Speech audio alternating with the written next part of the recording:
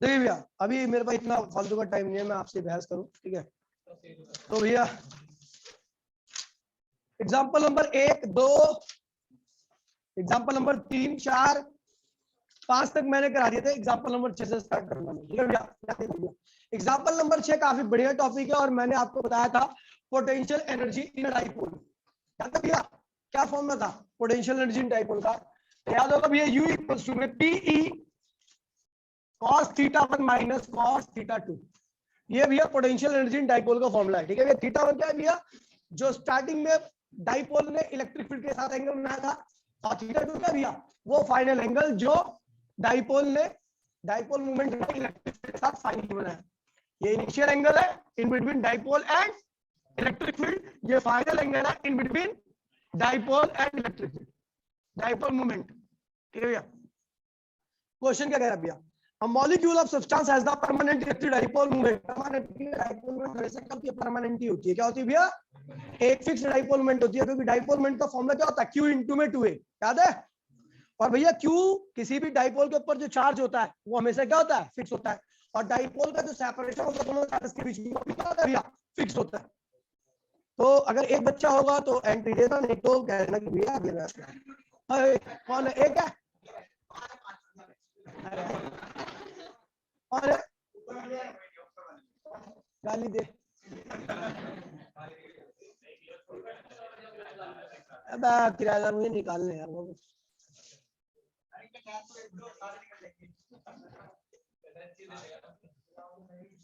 बालक चुप हो जाओ, ठीक है भैया। देखिए तो भैया ध्यान दीजिए भैया, डाइपोल मोमेंट एक जो मॉलिक्यूल है उसकी डाइपोल मोमेंट ध्यान दीजिएगा भैया। पहले बता रहा हूँ टेस्ट में यही सारे क्वेश्चन आएंगे, और अगर टेस्ट किसी ने नहीं दिया तो ये ध्यान रखना भैया, उसकी वो हालत करूंगा ना कि खुद नहीं सोच सकता, और ये बक्कल नहीं तारूंगा।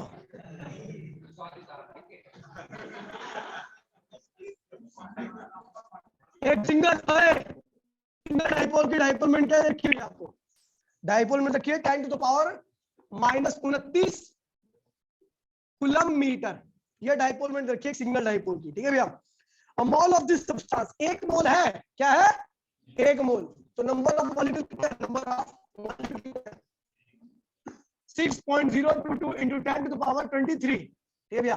एक मॉलिक्यूल का डाइपोल मोमेंट इतना है, तो इतने मॉलिक्यूल का डाइपोल मोमेंट क्या हो गया, 10 to the power -29 गुणे में 6.022 into 10 to the power 23। कोई दिक्कत नहीं है।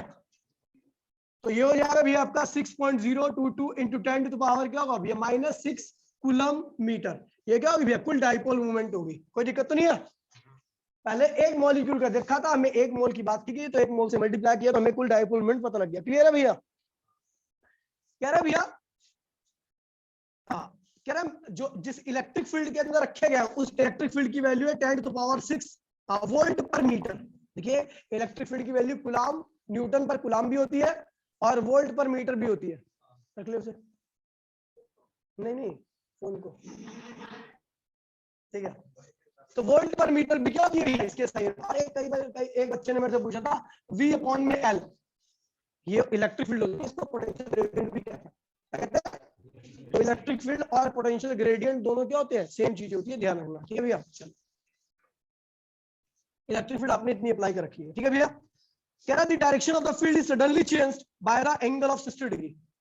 कह रहा है भैया कि जो डाइपोल का जो एंगल है, जो पहले एंगल बना था उसको एकाएक कितना कर दिया भैया, 60 डिग्री कर दिया। कितना कर दिया भैया, पहले देखिए भैया कह रहा है कि ये क्वेश्चन को समझिएगा वरना क्वेश्चन आप नहीं कर पाओगे, ठीक है भैया।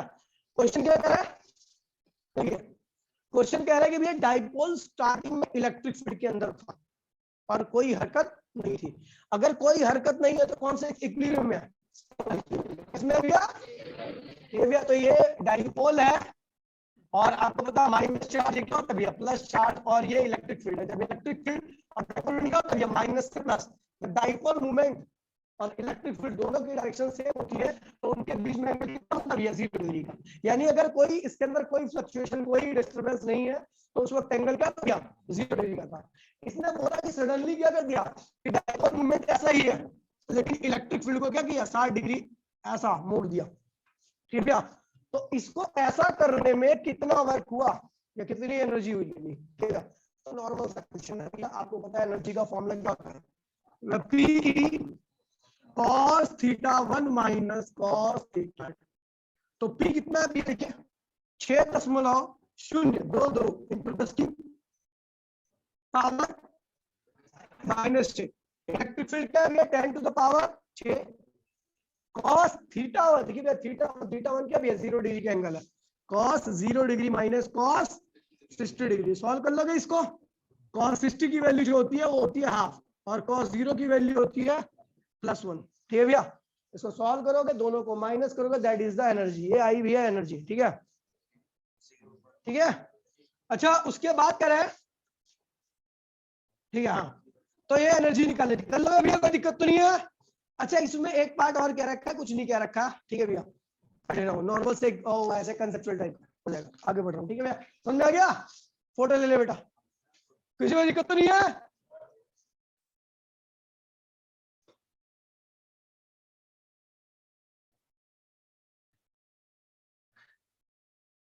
आगे बढ़े, देखिए भैया,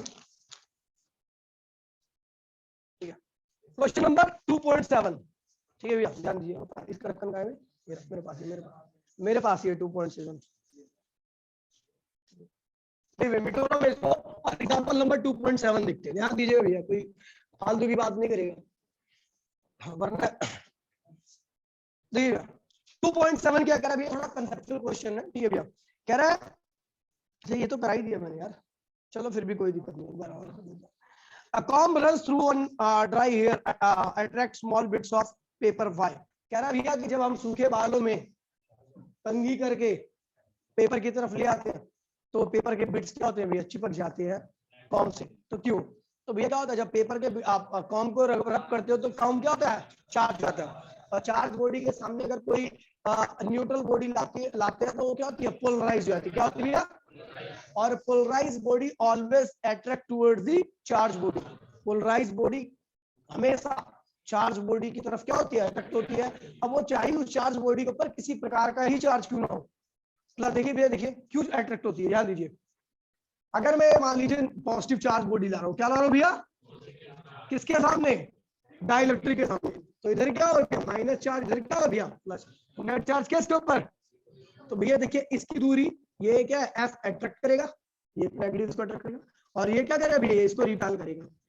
तो भैया आप देख रहे हो इस चार्ज और इस चार्ज की दूरी क्या है भैया, दूरी ज्यादा है, लेकिन इस चार्ज और इस चार्ज की दूरी क्या है भैया, कम है। यानी attractive is greater than repulsive, तो ये ओवरऑल क्या होगा, अट्रैक्ट होगा। ऐसे ही अगर आप नेगेटिव लाओगे तो इधर क्या आएगा, पॉजिटिव, और इधर क्या होगा, नेगेटिव। नेगेटिव को क्या करेगा, रिपेल, और नेगेटिव पॉजिटिव क्या करेगा, अट्रैक्ट। पॉजिटिव वाला नेगेटिव का क्या है, ज्यादा क्लोज है, इसलिए attractive force is greater than repulsive force. ठीक है भैया, तो ओवरऑल क्या था इसके अंदर हमेशा, यानी polarise body always attract towards the charge body. समझिए। अगला क्वेश्चन क्या कह रहा है भैया, जबकि कह रहा है कि जो आमतौर पर जो साधारण रबड़ होती है, साधारण रबड़ होती है जिसका मिट्टा कहते हैं, मिट्टा होती है जिससे, ये भैया, तो हमेशा क्या होती है, इलेक्ट्रिसिटी की इंसुलेटर होती है। क्या होती है, लेकिन जो गाड़ियों के जो टायर होते हैं वो कंडक्टिंग इन नेचर होते हैं। क्यों, देखिए भैया ऐसा बनाए जाते हैं। देखिए जब गाड़ियां चलती हैं तो भैया चलने की वजह से क्या होता है, एयर फ्रिक्शन होता है, हवा के साथ घर्षण होता है, और जहाँ घर्षण होता है वहां पर चार्जिंग नाम का एक प्रोसेस होता है। ठीक है, बड़े बड़े ट्रक आते हैं, कंटेनर आते हैं जिसमें पेट्रोलियम ज्वलनशील पदार्थ भरा होता है। ठीक है, अगर गाड़ी चलती रहेगी, घर्षण की वजह से बहुत सारा आवेश उत्पन्न हो जाएगा, आवेश मींस चार्ज। ठीक है भैया, उत्पन्न होने के कारण क्या होगा, उस बॉडी का, उस ट्रक का पोटेंशियल क्या होता है, काफी ज्यादा जाता है, पोटेंशियल काफी ज्यादा होता है। जब ड्राइवर ऐसे पकड़ के नीचे उतरता है तो उसकी बॉडी डायरेक्ट क्या होती है, जमीन के कांटेक्ट में आती है, जिसकी वजह से जमीन का पोटेंशियल क्या है, 0, और ट्रक का पोटेंशियल क्या हो गया भैया, हाई। तो इसकी वजह से चार्ज फ्लो करता है। ठीक है भैया, यहाँ पे शॉर्ट सर्किट की भी समस्या आती है, और अगर शॉर्ट सर्किट को पेट्रोलियम के साथ हुआ तो आपको पता है क्या नतीजा निकलेगा। ठीक है, तो इसीलिए हम क्या करते हैं भैया, कंडक्टिंग टायर बना देते हैं। क्या करते हैं, अब कंडक्टिंग टायर बनाने से क्या होता है कि भैया जब गाड़ियां चलती है, फ्रिक्शन से चार्ज आता है तो सारा चार्ज जमीन में जाके न्यूट्रलाइज हो जाता है। अर्थ क्या करती है भैया, पोटेंशियल बढ़ने देती, क्योंकि अर्थ के कांटेक्ट में तो अपना वाला पोटेंशियल उसको भी देती है। अर्थ का पोटेंशियल क्या 0, तो उसका भी पोटेंशियल क्या कर देती है भैया, 0। समझिए भैया, तो इसी वजह से हमेशा चार्ज जो टायर होते हैं पेट्रोलियम वगैरह के जो व्हीकल होते हैं उनके जो टायर्स होते हैं वो क्या होना चाहिए कंडक्टिंग नेचर, ताकि वो क्या हो जाए जमीन के कांटेक्ट में रहे और उसका पोटेंशियल कभी राइज इसमें आगे बता तो मैंने कुछ सब कुछ रखा है। ठीक है, अगला क्या है भैया, अबे ये तो मैंने दूसरे का भी बता दिया। ओ वाह, सी भी हो गया। डी आर कह रहा भैया जो बर्ड्स होते हैं बर्ड्स, ठीक है भैया, तो चिड़िया होती है, ठीक है भैया, वो हाई एक्सटेंशन वायर पे आसानी के साथ बैठ जाती है, लेकिन एक आदमी जब उसी छूता है तो वो चल सकता है, सर्विसेज आ जाता है। ऐसा क्यों? तो भैया बता दो भैया कि चिड़िया, पहली बात तो एक बात बता दो, चिड़िया जो होती है ना वो डायरेक्ट लेन पे बैठती है, ठीक है भैया, और उसकी पूरी बॉडी का पोटेंशियल उतना ही होता है जितना उस वायर का पोटेंशियल होता है, तो there is no potential difference. जिस लेन पे बैठी है उस लेन के बराबर ही उसका पोटेंशियल होता है, ठीक है। सही लेन 2 लाख वोल्ट की हो तो 2 लाख उसका पोटेंशियल होगा, जब तक पोटेंशियल डिफरेंस नहीं है तब तक चार्ज का फ्लो भी नहीं है, और चार्ज का फ्लो नहीं है तो इलेक्ट्रिसिटी नहीं है, और इलेक्ट्रिसिटी नहीं है तो आप बचे हो, ठीक है। तो हाई एक्सटेंशन वायर में जब चिड़िया बैठती है तो भैया क्या होता है भैया, वो चिड़िया जो बैठती है तो उसका पोटेंशियल पूरी बॉडी का होता है हाई एक्सटेंशन वायर के बराबर होता है, इसलिए पोटेंशियल डिफरेंस नहीं होता और उसको कुछ भी नहीं होता। लेकिन अगर बड़ी चिड़िया बैठती है तो उसके साथ बड़ी दुर्घटना हो जाती है। अभी इसमें छोटी चिड़िया की बात हो रही है, बड़ी चिड़िया जब बैठती है ना उसके साथ दुर्घटना होती है। रीजन पता क्या है? ऐसा होता है कि जब बड़ी चिड़िया बैठती है ना उसमें, उस केस में, तो उसकी बॉडी काफी बड़ी होती है, और जब बॉडी बड़ी होती है ना भैया, तो अब क्या करते हैं कि भैया उससे जो चार्ज होता है उसके ऊपर आता है, तो आसपास की एयर को क्या करती है, पोलराइज कर देती है। आपको पता ना, हाई पोटेंशियल डिफरेंस में, हाई इलेक्ट्रिक फील्ड रीजन में अगर कोई मॉलिक्यूल रखा जाता है तो मॉलिक्यूल क्या होता है भैया, पोलराइज हो जाता है। अभी जैसे ये हो गया था, जितने भी एटम मॉलिक्यूल्स है, एयर मॉलिक्यूल्स है, सबके सब क्या है भैया, न्यूट्रल है, लेकिन जब हाई इलेक्ट्रिक फील्ड के अंदर रखा जाएगा तो ये क्या होंगे, पोलराइज हो जाएंगे। अब होता क्या है भैया कि जो हाई एक्सटेंशन वायर होती है, भाई प्लीज ध्यान दीजिए भैया, उससे इतना ज्यादा फोर्स क्रिएट होता है, यहाँ पे बहुत ज्यादा रिपल्सिव और इधर की साइड बहुत ज्यादा अट्रैक्टिव, तो इस वाले एंड पर बहुत ज्यादा फोर्स लगता है, जिसकी वजह से दोनों क्या होते हैं भैया, अलग हो जाते हैं। और एयर क्या होती है भैया, कंडक्टिंग नेचर की आती है, क्या होती है भैया, और जब एयर कंडक्टिंग होगी तो जहां पर पोटेंशियल डिफरेंस मिलेगा वहां से क्या होगी, बिजली स्टार्ट हो जाएगी, चार्ज का फ्लो क्या होगा भैया, स्टार्ट हो जाएगा, करंट आएगा और चीजें क्या होती है, मर जाती है। आपने कई बार देखा होगा कि बिजली अपने आप गिर जाती है जमीन पे, बिजली मतलब करंट ही तो होता है, क्यों गिरती है, ये एयर तो इंसुलेटर होती है, फिर क्यों गिर रही है? तो इसका भी रीजन यही है कि भैया जब बादल होते हैं ना, बादल, तो बादल का आपस में क्या होता है, फ्रिक्शन होता है, फ्रिक्शन से क्या होता है भैया, बहुत ज्यादा चार्ज होता है, बहुत हाई पोटेंशियल, लाखों वोल्ट पोटेंशियल पहुंच जाता है बादलों का, ठीक है। और जमीन क्या भैया, न्यूट्रल होती है, ठीक है भैया। तो बादलों में बहुत हाई, बहुत ज्यादा चार्ज आता है, तो इसके आसपास की एयर पे इतना ज्यादा फोर्स लगता है कि वो क्या होता है भैया, टूट कर क्या होते हैं, आयोनाइज फॉर्म में आते हैं, क्या आते हैं, और आयंस क्या होते हैं भैया, इंसुलेटर या कंडक्टर, कंडक्टर होते हैं। तो जो ये इलेक्ट्रिसिटी, जो चार्ज है, जो पोटेंशियल डिफरेंस क्रिएट हुआ है, उसको बैलेंस करने के लिए क्या होता है, जमीन पे क्या करती है भैया, बिजलियां, समझ गया? तो इस वजह से होता है सब कुछ, ठीक है भैया, आगे बढ़ते हैं, ठीक है। हाँ,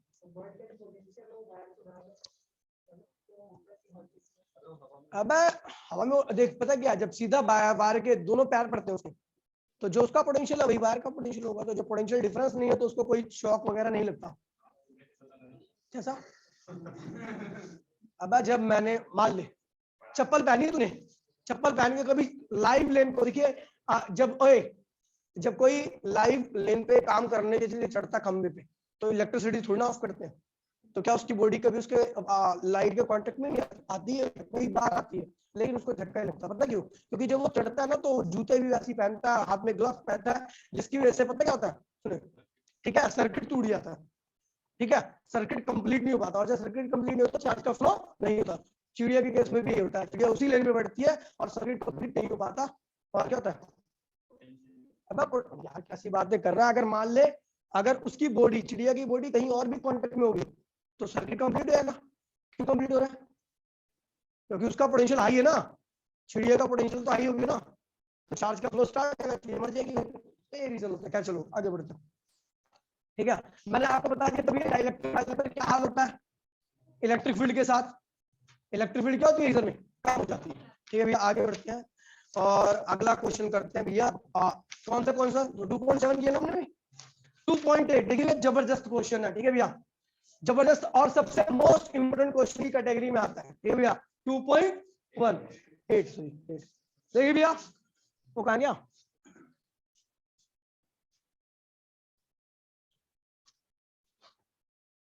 देखिए भैया ये पूरा का पूरा या तो आप फॉर्मूले से कर लो, और अगर आप फॉर्मूले से करोगे तो वो रेक्टिफिकेशन रहेगी, तो क्यों ना समझ के करते हैं भैया। तो आपको याद होगा मैंने कराया था parallel plate capacitor with dielectric slab, याद है? बिल्कुल सेम कंसेप्ट वही यूज होना है यहाँ पर, ठीक है भैया। देखिए कह रहा भैया slab of material of dielectric constant के, एक स्लैब है ठीक है भैया, और मटेरियल है dielectric constant K, has the same area as the plate and parallel to the capacitor but has the thickness of 3/4d, ठीक है भैया। तो how is the capacitance change when the slab is inserted. देखिए भैया क्या कह रहा है, एक कैपेसिटर है उसके अंदर एक स्लैब डाली गई है और जिसका डाइलेक्ट्रिक कांस्टेंट क्या भैया के है, क्या है, इसकी थिकनेस क्या है 3/4d, ये तो पूरा d है लेकिन इसकी थिकनेस कितनी है 3 और 3d into 4, इसकी थिकनेस 3d/4 और यहां से यहां तक का सेपरेशन क्या भैया d है। तो भैया कह रहा है कि भैया बताइए इसके कैपेसिटेंस में क्या चेंज आया, ठीक है भैया, कैपेसिटेंस में क्या चेंज आया। तो भैया देखिए या तो फॉर्मूला डाल के, फॉर्मूला याद है आपको क्या था कि C इक्वल्स टू में क्या था भैया आपका A एप्सिलॉन नॉट और क्या था भैया D minus T plus K upon में T, सॉरी T था क्या था, हाँ ठीक है, K ये था T अपॉन में K, ये था डाइलेक्ट्रिक कांस्टेंट एप्सिलॉन आर लिखा था हमने। अगर इस फॉर्मूले से करोगे तो क्वेश्चन खत्म हो गया पहले में, देखिए कैसे, लेकिन मैं इस फॉर्मूले का यूज नहीं करूंगा। A epsilon not D, thickness क्या है T की वैल्यू क्या है भैया, ठीक है, थिकनेस सबसे अच्छा यहाँ पे क्या है भैया 3D अपॉन में क्या गया 4, अरे क्या भैया D ये क्या है T की वैल्यू क्या है 3D अपॉन में एप्सिलॉन, ये क्या है डाइलेक्ट्रिक कांस्टेंट, इसकी वैल्यू क्या है भैया के रखिए, कोई दिक्कत तो नहीं है। अभी हमने क्या किया इसको CM इक्वल्स में क्या होगा A एप्सिलॉन नॉट और ये क्या होगा इसको सॉल्व करोगे तो क्या होगा D/4 है ना, D/4 ही तो का, ठीक है, और ये हो जाएगा आपका 3D/4K, ये हो गया भैया। अब एक काम करते हैं यहाँ पे A एप्सिलॉन नॉट और यहाँ पे D अपॉन में 4 को कॉमन लेंगे, ठीक है भैया। यहाँ पे क्या बचा 1 + 1 बाय में 3/K, क्या भैया 3/में, कोई दिक्कत तो नहीं भैया, ये कॉमन ले लिया। उसके बाद A एप्सिलॉन नॉट, ठीक है भैया, ये 4 ऊपर ले जाइए, 4 ऊपर चला गया ये रहा, और इसको क्या लिख दिया भैया देखिए ये क्या हुआ K + 3 अपॉन में K, इसको भी ऊपर ले जाओ, ठीक है भैया। तो ये हो जाएगा आपका CM इक्वल्स टू में 4 और इसको K ऊपर ले जाइए K + 3 हो गया, और यहाँ पे क्या हो गया आपका A एप्सिलॉन नॉट D, कोई दिक्कत नहीं भैया अपॉन में D। अब यही तो हुआ, यही तो किया मैंने, इसको ऊपर ले गया तो ये क्या होगा K अपॉन में K + 3 हो जाएगा, तो K अपॉन में K + 3 4 आपका ऑलरेडी था, इसके साथ लिख दिया A एप्सिलॉन अपॉन में D को अलग लिख दिया, यानी क्या CM इक्वल्स टू में 4K K + 3 और इतना भैया ये C0 है, ये क्या वैक्यूम का कैपेसिटेंस है ना, तो यानी ये क्या हुआ इतने टाइम्स, नया कैपेसिटेंस क्या हुआ इतने टाइम्स हो गया, ये तो फॉर्मूले से है। लेकिन आप फॉर्मूले का इस्तेमाल नहीं करना चाहते, आपको कैपेसिटेंस निकालना है, तो देखिए दूसरा तरीका मैंने बताया था आपको, कैपेसिटेंस क्या होता है चार्ज अपॉन में पोटेंशियल डिफरेंस।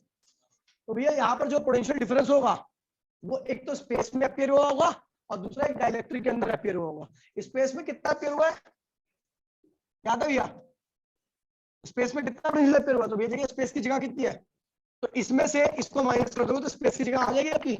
अब भाई डी में से इसको हटा दो तो क्या हुआ स्पेस की जगह आ गई, तो देखिए पोटेंशियल इन स्पेस, अच्छा इलेक्ट्रिक फील्ड निकालेगा, इलेक्ट्रिक फील्ड इन स्पेस, इतने स्पेस के लिए D - 3D अपॉन में स्पेस के अंदर पोटेंशियल प्लस क्या होगा, यहाँ पर भी पोटेंशियल अपीयर हुआ तो क्या होगा और 3D अपॉन में 4, ठीक है Q E नॉट, ये क्या होगा ये क्या हुआ इलेक्ट्रिक फील्ड का, तो आपके पास E नॉट अपॉन में डाइलेक्ट्रिक कांस्टेंट। अब इलेक्ट्रिक फील्ड मीडियम क्या होगा E नॉट, कल बता था ना कि इक्वल्स टू क्या होगा E नॉट अपॉन में E, याद है, तो EM की वैल्यू क्या होगी, और ये क्या हुआ 3D अपॉन में 4 हो गया, ठीक है भैया। अब देखिए C equals to E not Q, E not को कॉमन लोगे, ई क्या क्या पैरेलल प्लेट के बीच की इलेक्ट्रिक फील्ड है, ई नॉट क्या है भैया, तो पैरेलल प्लेट के बीच की इलेक्ट्रिक फील्ड क्या होती है, सिग्मा अपॉन में एप्सिलॉन नॉट, याद है, ई नॉट दोनों में से कॉमन लिया, उसकी वैल्यू सीधे लिख दी, यहाँ पे क्या बचेगा 1 बाय में डी बाय में 4, अच्छा डी बाय में 4 भी कॉमन ले लो, यहाँ पर भी ना डी बाय में 4 भी कॉमन आ गया, इधर क्या बचा 1 1 प्लस यहाँ पे क्या बचेगा 3 अपॉन में क्या हो भैया के, कोई दिक्कत तो नहीं भैया, ये ई नॉट है, ये ई नॉट है, ये डी बाय, समझ गया भैया। तो अगर आपको देखोगे क्यू क्या होता है, सिग्मा इंटू में होता है, अब क्यू क्या होता है सिग्मा इंटू में होगा, तो सिग्मा सिग्मा क्या हुआ कैंसिल हो गया, तो इसको पढ़ लिया क्या हुआ ए एप्सिलॉन नॉट और नीचे क्या बचा डी, और ये 4 ऊपर गया, और ऐसे हम लोग तो क्या हुआ भैया के प्लस 3 हो जाएगा, के ऊपर गया और क्या हुआ के प्लस 3 नीचे आ गया, ठीक है भैया। तो अब इसको अलग लिखा हमने, तो क्या हुआ 4 के प्लस 3 और क्या हुआ ए एप्सिलॉन अपॉन में डी, तो भैया क्या हुआ ये क्या है 4 के प्लस 3 और क्या भैया सी नॉट, ठीक है भैया। तो आप चाहे फॉर्मूले से करो, ये फॉर्मूले से किया है मैंने, ठीक है भैया, ये फॉर्मूले से है, फॉर्मूला तो मेरे को बेकार ही लगता है, कोई फॉर्मूला इसीलिए रटता ही नहीं मैं कभी भी, ठीक है भैया, ये फॉर्मूले से और ये क्या नॉर्मल है जो मैंने आपको करा रखा है, ठीक है भैया, ये कंसेप्ट से, ठीक है भैया। तो मैं मानता हूँ कि आप इससे आप बेटर करो, ये ज्यादा अच्छा से होता है, ठीक है भैया। आगे बढ़े फोटो ले,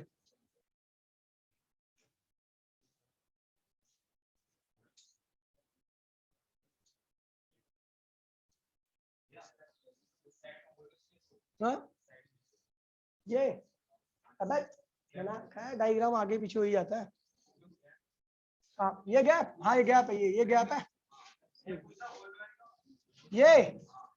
ये होलो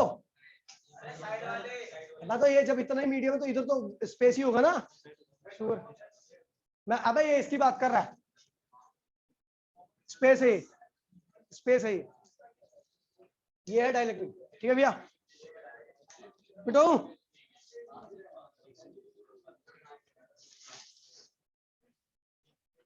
बेटो भाई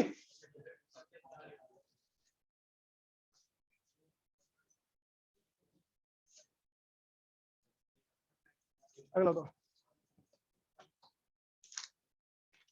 देखिए भैया, ओए कल मैंने भाई प्लीज बोली नहीं, कल मैंने आपको एनर्जी वगैरह के बारे में बताया था, पैरेलल प्लेट कैपेसिटर बताया था, ठीक है भैया।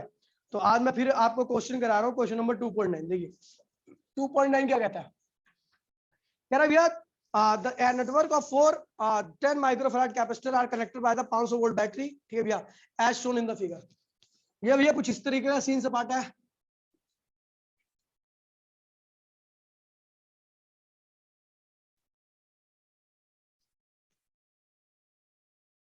पांच सौ वोल्ट की बैटरी है, ये क्या है भैया 10 microfarad 10 microfarad 10 microfarad and 10 microfarad, ठीक है भैया। अभी क्या कह रहा है क्वेश्चन में, ध्यान दीजिए भैया, कह रहा भैया the equivalent capacitance of the network, पूरे नेटवर्क का इक्विवेलेंट कैपेसिटेंस क्या होगा, तो देखिए भैया तीनों किसमें है, सीरीज में, तो इसको मान लिया फर्स्ट, इसको मान लिया सेकंड, इसको मान लिया थर्ड, इसको मान लिया फोर्थ, तो इन तीनों का रिजल्ट निकालूंगा तो क्या बन जाएगा, एक कैपेसिटर बन जाएगा, क्या बन जाएगा भैया, जिसकी वैल्यू क्या रहेगी 1 2 3, क्या होगी भैया, फिर एक कैपेसिटर नीचे बचेगा, भैया, और उसके नीचे क्या है भैया बैटरी, बोलो हाँ, कोई दिक्कत तो नहीं है। देखिए अब एक बार कई बच्चों को समझ में नहीं आया, अभी बता रहा हूँ, 1 2 3, ये तीनों किसमें है, सीरीज में है, और सीरीज में होने की वजह से क्या होगा, इन तीनों का नेट कैपेसिटेंस जो होगा, यानी ये वो कैसे निकलेगा भैया, सीरीज वाले फॉर्मूले से, याद है सीरीज वाला फॉर्मूला, 1 बाय में सीरीज में 1 बाय में C1 प्लस 1 बाय में C2 प्लस 1 बाय में C3, निकाल लोगे, चलो 1 बाय में ये हो जाएगा 3 बाय में 10 10 बाय में 3, ये हो जाएगा भैया 10 बाय में 3 माइक्रोफराड हो जाएगा, समझ गए भैया, निकाल लोगे तो हल्की बात, समझ गए, ठीक है। अच्छा नीचे वाला क्या है 10 माइक्रोफराड, ये दोनों किसमें भैया पैरेलल में, तो कुल कैपेसिटेंस क्या होगा C1 2 3 4, क्या हो जाएगा भैया आपका, तो सीधे सीधे जोड़ दो तो क्या होगा भैया 10 और ये क्या 40/3 माइक्रोफराड, ठीक है भैया, पोटेंशियल कितना है भैया 500 वोल्ट का, तो कुल कैपेसिटेंस क्या है भैया आपका इतना है, कोई दिक्कत तो नहीं है, है कुछ नहीं है इसमें भैया, नॉर्मल सा फॉर्म लगाना है, ये मिक्स ग्रुपिंग है, अभी इससे हार्ड है तो बड़ा टुच्चा सा क्वेश्चन है, अभी करोगे तो आप बहुत ज्यादा हार्ड क्वेश्चन करोगे, आप खुद करोगे आप, ठीक है, असाइनमेंट में दूंगा, अभी एक असाइनमेंट दूंगा स्पेशल सर्किट का, ठीक है भैया। तो उसमें देखना, ठीक है भैया। आगे बढ़ते हैं, चुप रहे अभी, मैं पढ़ा रहा हूं ना अभी, ठीक है। अगला कह रहा है भैया चार्ज ऑन ईच कैपेसिटर, क्या कह रहा है, प्रत्येक कैपेसिटर पे आपको चार्ज निकाला। तो आपको पता है ये तीनों किसमें है, सीरीज में। ओए ये तीनों किसमें है, सीरीज में। और सीरीज में प्रत्येक कैपेसिटर के ऊपर चार्ज क्या होता है भैया, सेम होता है, मैंने आपको बताया था। और ये किसमें है भैया, इन तीनों के ही पैरेलल में है, तो इस पे चार्ज क्या होगा, अलग होगा, ठीक है भैया। तो चार्ज ऑन ईच कैपेसिटर निकालने के लिए भैया सबसे आसान तरीका मैं आपको बताता हूँ। देखिए भैया, इस पूरी ब्रांच का कैपेसिटेंस पता है, बोलो हाँ ये रहा, ये 500 वोल्ट। तो ये तीनों ही क्या होंगे, एक दूसरे के पैरेलल में। अगर देखो पैरेलल में ना, ये तीनों ही एक दूसरे क्या है, पैरेलल में। तो पैरेलल में पोटेंशियल सब पे क्या होता है, तो इस पूरे पे क्या होगा 500 वोल्ट, इसमें भी क्या होगा 500 वोल्ट, बाकी नीचे पे तो हमें आवश्यकता ही नहीं है, ठीक है। तो अगर देखें भैया इस ब्रांच में कुल कितना चार्ज होगा, तो इस ब्रांच का कुल कैपेसिटेंस पता है, इस ब्रांच का कुल पोटेंशियल पता है, इस ब्रांच में कुल चार्ज निकाल लूंगा। और आपको पता है भैया ब्रांच का जो भी कुल चार्ज होगा, और सारे कैपेसिटर अगर सीरीज में है, तो सब पे क्या होगा, उतना ही चार्ज आएगा। मैंने आपको बताया था सीरीज कॉम्बिनेशन में जो कुल चार्ज होता है वही हर कैपेसिटर के बराबर चार्ज के बराबर होता है, याद है, मैंने डायग्राम बनाया था। क्यू चार्ज आया था तो वही क्यू इसका, वही क्यू इस पे, वही क्यू इस पे, सब पे सेम चार्ज का ट्रांसफर हुआ था, ठीक है भैया। तो ये तीनों ही क्या है भैया, सीरीज में है। और इनके ऊपर जो भी कुल चार्ज आएगा इस ब्रांच में, कुल जो भी कुल चार्ज आएगा वही क्या चार्ज इस पे, वही चार्ज इस पे, और वही चार्ज इस पे। चलो कुल चार्ज निकालते हैं इस वाली ब्रांच पे। तो चार्ज 1 2 3 कितना होगा भैया, कैपेसिटेंस ऑफ 1 2 3 इनटू में पोटेंशियल ऑफ 1 2 3। पोटेंशियल कितना भैया, कैपेसिटेंस क्या भैया 10/3 माइक्रोफैराड है, और 500, ये भैया सॉल्व कर लीजिए इसको। तो क्या होगा भैया आपका 5000 डिवाइड बाय 3 गुणन 10 की पावर -6। इसको सॉल्व कीजिए भैया, तो क्या होगा 5/3 इंटू 10⁻³ इतना चार्ज आ गया भैया। मतलब इस वाली ब्रांच में इतना, तो उतना ही चार्ज क्या होगा, तो इस पे कितना होगा 5/3 इंटू 10⁻³ इस पर भी उतना ही होगा क्योंकि सीरीज में है। 5/3 इंटू 10⁻³ और इस पे भी उतना ही चार्ज होगा 5/3 इंटू 10⁻⁻3, ठीक है भैया। अच्छा पोटेंशियल पूछा जाता कि इस कैपेसिटर पे कितना पोटेंशियल होगा, इस पे कितना होगा, इस पे कितना होगा। देखिए पूरी ब्रांच पे तो 500 वोल्ट है, लेकिन आपको पता है इस पूरी ब्रांच पे ही 500 वोल्ट है। और 500 वोल्ट अगर आप देखोगे भैया, मैंने आपको बताया था अगर 500 वोल्ट कुल पोटेंशियल है, तो कुछ पोटेंशियल इस पे आएगा, कुछ पोटेंशियल इस पे आएगा, उसी का 500 वोल्ट का कुछ इस पे आएगा। क्यों, क्योंकि सीरीज कॉम्बिनेशन में पोटेंशियल क्या होता है, डिस्ट्रीब्यूट करता है। क्या करता है, तो भैया इस पे चार्ज पता है, कैपेसिटेंस पता है, पोटेंशियल निकाल लोगे Q/C। चार्ज पता है, पोटेंशियल पता है, पोटेंशियल निकाल लोगे, कैपेसिटर पता, सॉरी ऐसे ही। अब आते हैं बात करते हैं इसकी। तो भैया आपको पता है इस पे पोटेंशियल कितना भी है, 500 वोल्ट है, पैरेलल में ना ये। तो कैपेसिटेंस पता है, चार्ज निकाल लो, बोलो हाँ। चार्ज क्या होगा C इंटू में V, तो C कितना है भैया 10 माइक्रोफैराड, और पोटेंशियल क्या है भैया 500। तो सॉल्व कर लीजिए, तो 1 2 3 3 0 क्या हुआ 5 × 10 की पावर -3 कूलाम। इतने कूलाम इसके ऊपर चार्ज है। पोटेंशियल क्या है भैया 500 वोल्ट है, कैपेसिटेंस आप पे इतना। आपको कुछ भी निकालना होगा तो आप यहाँ पे निकाल सकते हो, ठीक है भैया। अच्छा देखिए भैया, कई बच्चे ये भी करने का इसका एक ही तरीका नहीं है, और भी तरीके हैं, ठीक है, लेकिन ये सबसे आसान तरीका है। और तरीके बताऊं, चलो सोचो, ठीक है भैया ध्यान दीजिए। ये 500 वोल्ट है, आपने इस पूरे आर्म का क्या निकाल लिया, चार्ज निकाल लिया। लेकिन यार बहुत हार्ड हो जाएगा, फिर आप सोच नहीं पाओगे फिर इस चीज को। ये समझ में आ गया आपको, चलो एक बार आपको रिवाइज करा देता हूं मैं, ठीक है भैया, वरना बहुत हार्ड बन जाएगा। मैं पता है क्या करने वाला हूँ, इसका पूरा कैपेसिटेंस निकाल लिया, पूरा पोटेंशियल पता है, इस पूरे सर्किट में पूरा चार्ज निकाल लोगे। अब उस चार्ज का कुछ पार्ट क्या होगा, यहाँ पे क्या होगा, उस चार्ज का कुछ पार्ट क्या होगा, यहाँ पे क्या होगा। अब देखिए चार्ज किस रेशियो में जाता है, यहाँ पे दिक्कत आएगी आपको, ठीक है भैया। हमें पता है इस ब्रांच का और इस ब्रांच का पोटेंशियल तो क्या होगा, पूरा सेम ही होगा। तो वहां से करना चार्ज का रेशियो निकाल के, तो वहां पे थोड़ा क्वेश्चन कॉम्प्लेक्स हो जाएगा, तो इसलिए मैं उसको नहीं बता रहा आपको, ठीक है भैया। लेकिन अभी ट्रिक बताऊंगा उसी करने की, ठीक है भैया, जब आगे क्वेश्चन बढ़ेंगे। बेटो तो वही सीखो, आप इसमें एनर्जी निकाल सकते हो क्योंकि कैपेसिटेंस पता है, पोटेंशियल पता है, कैपेसिटेंस पता है, पोटेंशियल, सब कुछ समझ गए। तो इस तरीके से होगा। अगला क्वेश्चन आते हैं भैया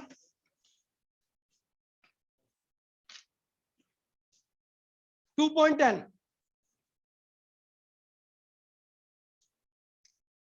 क्या कर रहा है,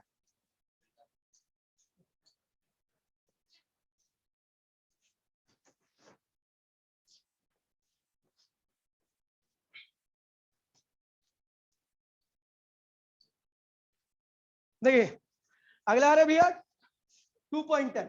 ध्यान दीजिए भैया 2.10 क्वेश्चन ध्यान दीजिए प्लीज। कह रहा भैया 900 pico farad capacitor is charge by the 10 volt battery और 100 volt battery, how much electrostatic energy stored in the capacitor. देखिए भैया क्या आसान सा कह रहा है, बहुत आसान क्वेश्चन है तो आप कर लोगे। एक भैया कितने पिको फैराड का कैपेसिटर है, अब कितने का है ये 900 पिको फैराड का। 900 पिको फैराड बोले तो 900 गुणे में 10 की पावर -12 फैराड, तो भैया क्या होगा 9 गुणे 10 की पावर -9 फैराड का कैपेसिटर है। ठीक है भैया, पोटेंशियल कितना भैया 100 वोल्ट है, क्या है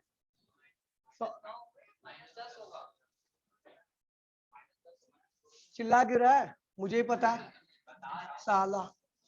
ठीक है क्या कितना भैया 100 वोल्ट है, तो बेटा एनर्जी पूछ रहा है, एक कैपेसिटर है, पोटेंशियल पता है, एनर्जी निकाल लोगे क्या, U इक्वल्स टू में हाफ CV स्क्वायर। सी कितना रखा भैया ये रहा, V कितना रखा निकाल लोगे, कुछ भी नहीं है तो अभी देखिए कितना, चलो निकालना ही पड़ेगा इसका भाई, प्लीज ये डिस्टर्बेंस मत कीजिए। ये क्या होगा सी कितना भैया 9 गुणे 10 की पावर -10 और V कितना भैया, ये हो गया भैया स्क्वायर कर दिया हमने 100 का 10,000 बन गए, ये क्या हो भैया 5,000, तो इसको सॉल्व कीजिए क्या 4500, तो ये क्या आ जाएगा भैया 4.5, हाँ 9 × 5 = 45 नहीं हो गया, ओहो जानबूझ के किया है मैंने, ठीक है 5,000, ठीक है ठीक है भैया, तो ये हो जाएगा भैया आपका 4.5 × 10⁻⁻6, क्या है भैया जूल, इतनी एनर्जी है ये। अब ध्यान दीजिए भैया क्वेश्चन में क्या कह रहा है कि भैया अभी इसके चुल मची यहाँ पे नहीं रुका, कह रहा है भैया आगे गया इस बंदे ने एक 900 पिको फैराड का कैपेसिटर और लिया और एक अनचार्ज कैपेसिटर के साथ इसको ज्वाइन कर दिया गया, समझे। कह रहा भैया देखिए, कह रहा भैया कि इसके पास इतनी एनर्जी आ गई थी चार्ज करने के बाद, कह रहा इसको यहां से हटा दिया, बैटरी से हटा दिया, और उसके बाद इसने क्या किया भैया जाके दूसरे सेम कैपेसिटर के साथ इसको ज्वाइन कर दिया इसी कैपेसिटर। ये 900 है, इसके पास कितनी एनर्जी है 4.5 × 10⁻⁻6 जूल। इसको क्या किया इसने दूसरे कैपेसिटर के साथ जिसकी वैल्यू क्या है भैया दो क्या सेम है ना, कितना है अब कितने पिको फैराड का है 900 पिको फैराड का, 900 पिको फैराड के साथ फिर कनेक्ट कर दिया। देखिए भैया पहले बैटरी से चार्ज किया इतनी एनर्जी आई, उसके बाद इसको हटाकर फिर क्या किया एक अनचार्ज कैपेसिटर के साथ लाके रख दिया गया। ठीक है भैया, तो फिर बोल रहा है भैया क्वेश्चन में क्या बोल रहा है, what is the electrostatic energy stored in the system. इस सिस्टम में कितनी इलेक्ट्रोस्टैटिक एनर्जी स्टोर्ड हुई है, अकेले के पास कितनी एनर्जी थी इतनी थी, जब कनेक्ट किया तो इसके पास किसी प्रकार की कोई एनर्जी नहीं थी, केवल इसी के पास थी। लेकिन उसके बाद क्या होगा भैया रीडिस्ट्रीब्यूशन ऑफ चार्ज हुआ होगा, क्या होगा भैया रीडिस्ट्रीब्यूशन ऑफ चार्ज हुआ होगा, जब रीडिस्ट्रीब्यूशन ऑफ चार्ज हुआ होगा तो चार्ज होते हुए कुछ एनर्जी का लॉस हुआ होगा। ठीक भैया, उस एनर्जी के लॉस को निकाल लीजिए, फॉर्मूला पता है आपको, एनर्जी का लॉस क्या था U इक्वल्स टू में -C1 C2 V2 - V1 upon में C1 + C2, ये था भैया एनर्जी का लॉस पता लग गया। अब ये एनर्जी इतनी लॉस हुई है किसमें से, इसमें से, अब एनर्जी लॉस निकाल लोगे, इन दोनों को जब कनेक्ट किया तो रीडिस्ट्रीब्यूशन ऑफ चार्ज हुआ, और रीडिस्ट्रीब्यूशन ऑफ चार्ज में आपको पता है एनर्जी का लॉस होता है, कितनी एनर्जी का लॉस होगा इतनी एनर्जी का लॉस होगा। ठीक है भैया, अब जब इतनी एनर्जी का लॉस हुआ तो किसमें से लॉस हुआ इतने में से, तो वो ये वाली एनर्जी इसमें से माइनस कर दोगे तो वही क्या होगी पूरे सिस्टम के पास एनर्जी बचेगी। ठीक है, तो लेफ्ट एनर्जी क्या होगी रिमेन एनर्जी, क्या होगी भैया ये कुल एनर्जी जो कि U है माइनस डेल्टा U को क्या करो इसमें से माइनस कर दो। अच्छा यहाँ पर देखिए डाटा क्या है, C1 क्या है भैया 900 पिको फैराड, C2 क्या है भैया 900 पिको फैराड, V2 क्या है इसका पोटेंशियल जो कि क्या था 0, स्टार्टिंग में तो चार्ज नहीं था, V1 क्या है भैया समझ गया भैया पोटेंशियल पता है, बैच सुगर एनर्जी नहीं डालनी है पोटेंशियल डालना है। C1 + C2 पैरेलल कॉम्बिनेशन है ना ये दोनों, तो C1 + C2 कोई दिक्कत तो नहीं भैया, डेल्टा U निकाल लो, और आपको पता भैया कुल एनर्जी इतनी थी, डेल्टा U यानी एनर्जी का लॉस इतना हुआ तो बची कितनी है, कोई दिक्कत तो नहीं है। अब देखिए भैया देखिए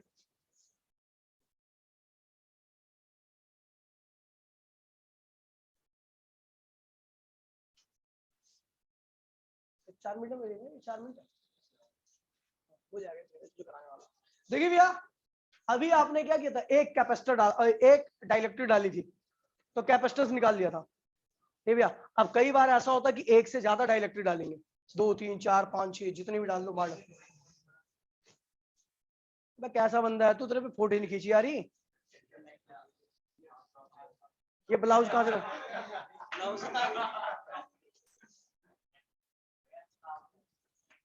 थरथरा रहे हैं इसके हाथ।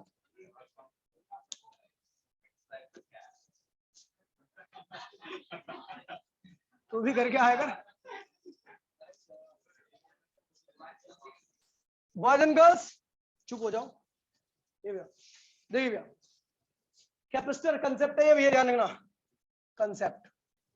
देखिए भैया, जब एक पैरेलल प्लेट कैपेसिटर के अंदर, ध्यान दीजिए भैया, बहुत सारी डाइलेक्ट्रिक डाल दी जाती है, ये ध्यान रखना भैया। यहाँ पर इनका इसका सबका एरिया क्या है भैया, सेम है। एरिया क्या है ए, और इसकी थिकनेस क्या है डी बाय में। कितनी डाइलेक्ट्रिक डाली है, K1 K2 K3 K4, सबका एरिया क्या है भैया, सेम है, ठीक है। इसकी क्या है भैया, थिकनेस डी, इसकी भी थिकनेस क्या है भैया डी, इसकी भी थिकनेस क्या है भैया डी, और इसकी भी थिकनेस क्या है भैया डी। अलग भी हो सकती है, कोई जरूरी नहीं है, ठीक है भैया। चलो मैं समझ गया, ठीक है। ये D1 ये D2 ये D3 मान लीजिए D4 कर दिया मैंने, थिकनेस भी अलग अलग कर दिया, और डाइलेक्ट्रिक कांस्टेंट भी क्या भैया अलग अलग है। एरिया क्या है सबका सेम है, ठीक है भैया। तो और हमने बैटरी कुछ इस तरीके से लगा दी, अब कैसे होगा भैया, ये ध्यान दीजिए भैया। जब भी डाइलेक्ट्रिक स्लैब इस तरीके से डाली जाती है, एक के बाद एक है ना, तो इसे कहता है सीरीज कॉम्बिनेशन। ये क्या है भैया, सीरीज में डाली गई है। किस में डाली गई भैया, सीरीज में डाली गई है डाइलेक्ट्रिक। तो इसका कैपेसिटेंस क्या होगा, C1 बताइए भैया, C1 क्या होगा इसका कैपेसिटेंस। तो एरिया क्या है A, परमिटिविटी इनटू में K1 हो जाएगा। अब एप्सिलॉन नॉट एप्सिलॉन R होता है, एप्सिलॉन R की वैल्यू क्या है K1 दे रखी है, और इसकी थिकनेस क्या भैया D1। इसका इसकी वजह से जो कैपेसिटर बना वो इससे इतना कैपेसिटेंस होगा। इसकी वजह से कैपेसिटर क्या बना भैया, C2 क्या होगा, A epsilon not K2 upon में D2। इसकी वजह से क्या होगा, A epsilon not K3 upon में D3, और इसके से जो कैपेसिटर बना क्या होगा C4 A epsilon not K4 upon में D4। अब मैं बता रहा हूं कि ये D हो सकता है सेम भी हो, ये अलग अलग भी हो सकते हैं, डाइलेक्ट्रिक कांस्टेंट सेम भी हो, अलग अलग हो सकते हैं। ये किसमें है भैया, सीरीज में। किसमें है भैया, सीरीज में ना, एक के बाद एक। और सीरीज कॉम्बिनेशन में सारे कैपेसिटर अगर लगे होते तो टोटल कैपेसिटेंस क्या होता भैया, 1 बाय में C1 1 बाय में C2 1 बाय में C3 1 बाय में C4, ठीक भैया। तो आप देखो C1 की वैल्यू क्या है, ये नहीं डालो उल्टा कर दो। C2 की वैल्यू क्या है भैया, डालो उसको उल्टा कर दो। कौन है, फिर मैं डाल के भी उल्टे कर दूंगा। किसने बोला था, किसने बोला,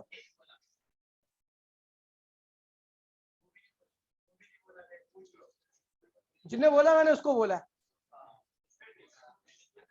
सॉरी यार, सॉरी, ठीक है भैया। तो ओए सीटी क्वेश्चन में क्या, ओए C1 क्या है भैया, ये ना रेशियो में उल्टा कर दो। D1 A epsilon not K1, D2 A epsilon not K2, D3 A epsilon not K3, और D4 A epsilon not K4। इसको सॉल्व करोगे आगे आपको